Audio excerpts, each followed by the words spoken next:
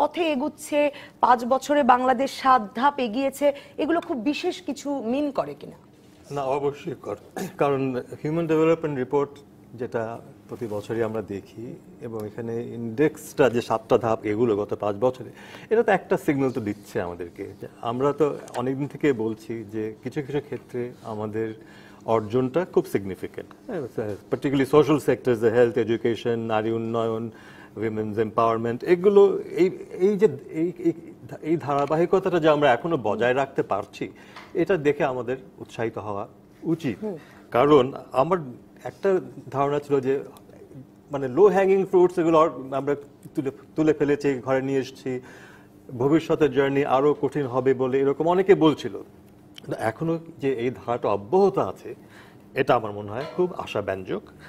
আর বিশেষ করে আমরা যদি আরো দেখি যে এই গত 2-1 বছরে কিন্তু নানা ধরনের জটিলতা তৈরি হয়েছে আমাদের দেশে, এবং এই সব বাধাগুলো পেরিয়েও যে আমরা এই ট্রেন্ডটা রাখতে পারছি, এটা তো আমার মনে হয় যে এটাকে মিনিমাইজ করার কিছু নাই। কি ধরনের জটিলতার কথা বলছেন? মানে রাজনৈতিক, না হলে এই বিষয়গুলো, মানে যে সামাজিক উন্নয়ন সূচকের যে ধারাগুলো, সেগুলো তো আমরা রাষ্ট্রীয়ভাবে সবসময় সেগুলোকে উৎসাহিতই করতে চেয়েছি। না, আমরা তো উৎসাহিত করতে চাচ্ছি, কিন্তু বাধা তো আছেই। যেমন ধরুন ইজি যে অবজেক্টিভস গুলো ছিল, যে এনরোলমেন্ট বাড়ানো বা বিল্ডিং তৈরি করা বা স্কুল বিল্ডিং তৈরি করা, হেলথ কমপ্লেক্স তৈরি করা, এগুলো কিন্তু রিলেটিভলি ইজিয়ার। হার্ডার জিনিসটা কি, যে আমার কোয়ালিটিটা আরো ইমপ্রুভ করা, আমার যে ড্রপ আউটটা এটা কমানো। হ্যাঁ, তো এখন এই যে ট্রেন্ডটা আমরা যেটা দেখছি, আমার ধারণা এগুলো হচ্ছে বিকজ এই কোয়ালিটি বা কোয়ালিটেটিভ যে চেঞ্জটার কথা আমরা বলছিলাম, এখানেও আমরা কিছুটা একটা প্রভাব ফেলতে শুরু করেছি। তো এই জন্য আমার মনে হয় যে এটা এই জন্যই ধারাটা অব্যাহত আছে। বলি তাহলে, আমি দেখছিলাম, আমি ওদের ওয়েবসাইট থেকে ডাউনলোড করেছি ওদের রিপোর্টটা, সেখানে পুরো রিপোর্ট দেয়া নেই, একটা পাওয়ার পয়েন্ট প্রেজেন্টেশন আছে। এখানে দেখছি যে ওরা যে স্যাম্পল নিয়েছে তার 82% হচ্ছে 25,000 টাকা নিচে হচ্ছে ইনকাম। তার মানে আপনি চিন্তা করে দেখেন, 25,000 টাকার নিচে ইনকাম এরকম টোটাল স্যাম্পলের প্রায় না 82%। তার মানে 100 জনের মধ্যে 82 জনই এই ধরনের। এই জনগোষ্ঠীটা, যেটা উনিও বলছিলেন, গ্রামে কাজ করতে যে আমিও দেখেছি, এরা কিন্তু নিজেরা খেয়ে পরে যদি ভালোভাবে থাকতে পারে, তাহলে মনে করে আমি ভালো আছি, এবং তাদের কাছে তখন মনে হয় যে দেশ ঠিক পথেই চলছে। আওয়ামী লীগ সরকারের একটা বড় সাফল্য আমি বলবো, গত 10 বছরে আপনি দেখবেন যে ধান চালের দাম থেকে শুরু করে নিত্য প্রয়োজনীয় দ্রব্যের মূল্য কিন্তু একটা স্থিতিশীল অবস্থায় মোরাললেস এক জায়গায় তারা রাখতে পেরেছে। এটা কিভাবে বললেন স্যার? মানে গত বছর তো 40 টাকা থেকে 70 টাকা হয়ে গেল, যদিও লোকে তারপরেও 10 টাকার চাল খেলো না। আপনাকে এটা দেখতে হবে, মানুষের ইনকাম আবার কিভাবে কি ডক্টর মুর্শিদ আমাকে এটা আগে এই টেবিলে বলে গেছেন যে চালের দাম নিয়ে চিন্তা করার সময় বাংলাদেশ পেরিয়ে এসেছে। এটা কিন্তু একটা বিরাট সাফল্য। আমার কাছে দুটো বিষয় মনে হয়। একটা বিষয় হচ্ছে যে বাংলাদেশের মানুষ যদি গ্রামের দিকে যান, আমি আগেই বলেছি যাদেরকে এখানে অংশ নেওয়া হয়েছে প্রায় 82% হচ্ছে একেবারে 25,000 টাকার নিচে যারা ইনকাম করে। এদের কিন্তু নিজের খেয়ে পড়ে বেঁচে থাকাটাই মুখ্য। ইকোনমি ঠিকমতো চলছে, এবং এটা যে কাউকে স্বীকার করতে হবে যে গত 10 বছর ধরে বাংলাদেশের ইকোনমির যে গতি, সেটা কিন্তু সচল আছে এবং বেশ বেগবানও হয়েছে। সেখান থেকে সেই সুফলটা তো ওই মানুষগুলো পাচ্ছে। তাদের চিন্তাটাই হচ্ছে বাবা খেয়ে পড়ে বেঁচে থাকি, দেশটা ভালো থাকুক, কোনো রকম গ্যাঞ্জাম না হোক, আমি বেঁচে থাকলেই হলো। যে কারণে ওই পলিটিক্যাল অপিনিয়নগুলো আমার কাছে মনে হয় নিজে পলিটিক্যালি কারেক্ট থাকার জন্য তারা এখানে অপিনিয়নটা দিচ্ছে না। হচ্ছে সেটা মানে 66% মানুষ বললো, এবং তারা উন্নয়নের কথা বললো, অগ্রগতির কথা বললো। তার মানে উন্নয়ন অগ্রগতির বোধটা তো আসলে কাজ করছে সাধারণ মানুষের মধ্যে।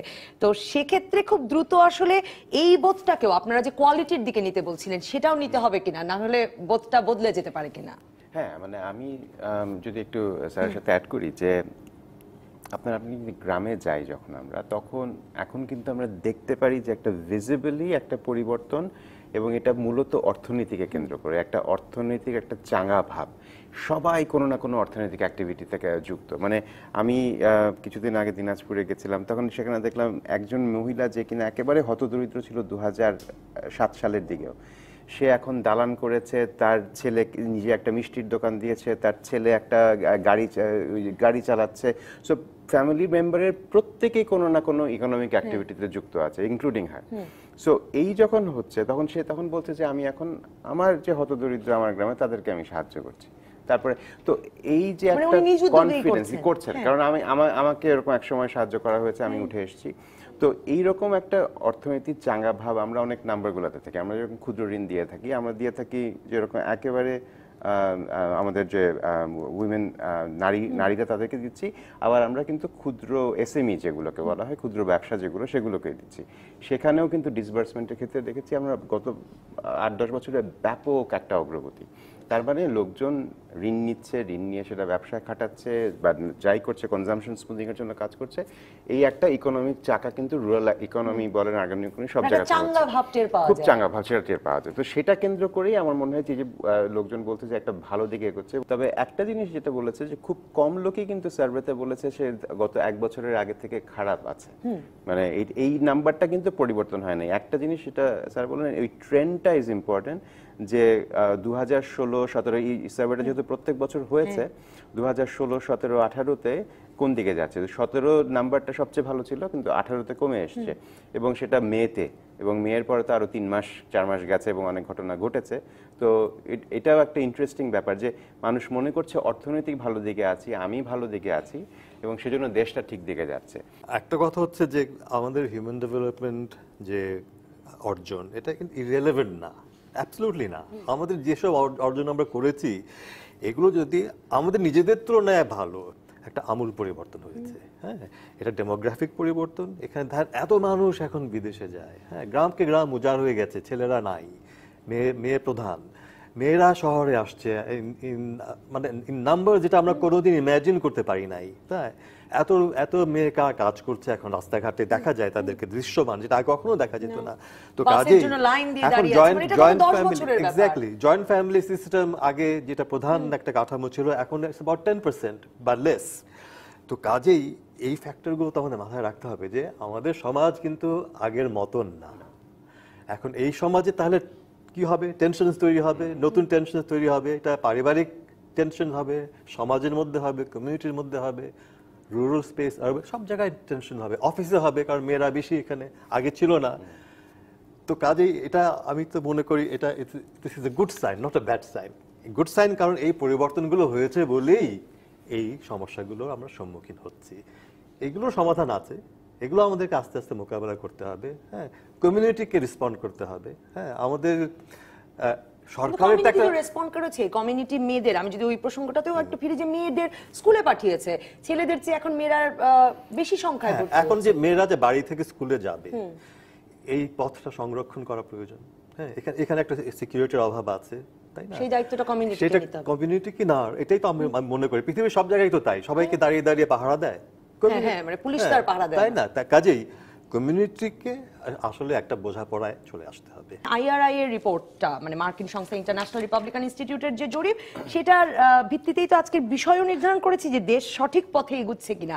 সেখানে কিন্তু দেখছি যে 62% নাগরিক মনে করছেন দেশ সঠিক পথে এগোচ্ছে, এবং তার কারণ হিসেবে যখন কারণ কি জিজ্ঞেস করা হচ্ছে, তখন 46% মানুষ রেসপন্ড করছেন তারা অর্থনৈতিক অগ্রগতি টের পাচ্ছেন, আর বাকি 34% আসলে অবকাঠামো, শিক্ষার অগ্রগতি, আমি ধারণা করি সেটাও ইমারত দেখে, ডিজিটাল অগ্রগতি, সার্বিক অগ্রগতির কথা বলেছেন। তার মানে উন্নয়নের অগ্রগতির যে কথা সরকার বলে আসছে, সেটা তো লোকে খেয়েছে, মানে লোকে না, আমি সুন্দর করে বলে লোকে উপলব্ধি করেছে। হ্যাঁ, মানুষ তো উপলব্ধি করে। আসলে দেশে যদি উন্নয়ন হয় এবং এটা যদি আমাকে টাচ করে, তো সেটা আমি বুঝবো না? এটা নিশ্চয়ই বুঝবো। এবং আমার তো মনে হয় যে আমাদের উন্নয়ন মোটামুটি ব্রড বেসড। এটা কৃষিতেও হয়েছে, নন এগ্রিকালচারেও হয়েছে, শহরে হয়েছে, গ্রামে হয়েছে। কাজে এটা কিন্তু দৃশ্যমান। যেই গ্রামে যায় সেই বলে যে আগের মতো নয়, এটা this is a new scene altogether. তো কাজেই যেহেতু এটা দৃশ্যমান, এটা মানুষ বুঝতে পারছে, উপলব্ধি করতে পারছে। কাজেই এই ধরনের একটা রেজাল্ট পাওয়াটা, এটা আমি তো আশ্চর্য বোধ করছি না যে এই যে এই ফলাফল আমরা পেলাম এই সমীক্ষার। Doesn't surprise me at all. হ্যাঁ, হয়তো আরো ভালো হওয়া উচিত ছিল, আমি বলবো। হ্যাঁ, কারণ আমরা আসলে যে অর্থনৈতিক উন্নয়ন যতটুকু হয়েছে, সেই তুলনায় আমি বলবো এই ফলাফলটা ততটা ভালো নয়। হ্যাঁ, আমি আরো আশা করেছিলাম এটা, এই বিষয়ে অন্তত। মুর্শিদ, একজন দর্শকের প্রশ্ন পড়ি। হোসেন খন্দকার বলছেন জনগণ আর্থিকভাবে সচ্ছল হলো কিন্তু দ্রব্যমূল্য ক্রয় ক্ষমতার বাইরে, কিংবা যাতায়াত ব্যবস্থা ভালো হলো, পরিবহন ব্যয় বেড়ে গেল, তখনও বলা যায় কিনা দেশ এগিয়ে যাচ্ছে? প্রথমে হচ্ছে যে আপনার অর্থনৈতিক প্রশ্নটা। অর্থনৈতিক প্রশ্ন, ঠিক আছে, যে দেশ এগিয়ে যাচ্ছে, আমার আয় বাড়ছে, কিন্তু দ্রব্যমূল্য বিষয়টা এবং যাতায়াত, রিয়েল ইনকাম দেখি, আমরা তো বলছি যে রিয়েল ইনকামই বেড়েছে, তো কাজে দ্রব্যমূল্য তো ওটাকে ধরে নিয়েই আমরা বলছি যে আমার আয় বেড়েছে। তো কাজেই ওনার প্রশ্নের মধ্যে একটু সমস্যা আছে। মানে দ্রব্যমূল্য আসলে সেভাবে আমাদের এফেক্ট করে নাই। অবভিয়াসলি করে, হ্যাঁ অবভিয়াসলি দ্রব্যমূল্য আমাদেরকে এফেক্ট করে, কিন্তু আগের তুলনায় সেটা কমে গেছে। সেটা হচ্ছে আসল কথাটা, কারণ আমাদের রিয়েল ইনকাম যেহেতু বেড়েছে, আমরা আমাদের যে অ্যাবিলিটি টু কোপ, যে ধরনের শখ হোক না কেন, যদি বন্যা হয় বা খরা হয় বা দ্রব্যমূল্য, আমার কোপিং ক্যাপাসিটি আগের তুলনায় বেড়েছে, এটা আমাকে স্বীকার করতেই হবে। তার মানে এই নয় যে আমার কোনো সমস্যা নেই।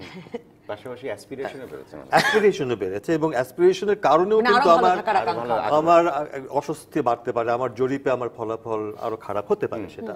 হ্যাঁ, তো কাজে এখানে কারণ আমি যতটুকু ভালো থাকবো ভাবছি, আমি ততটুকু ভালো থাকছি না। রাইট, আমি যদি অনেক বেশি আশা করি, তাহলে সেই তুলনায় obviously it's difficult standard for me to reach. হ্যাঁ, তো ওই সব কিছু সমস্যা আছে।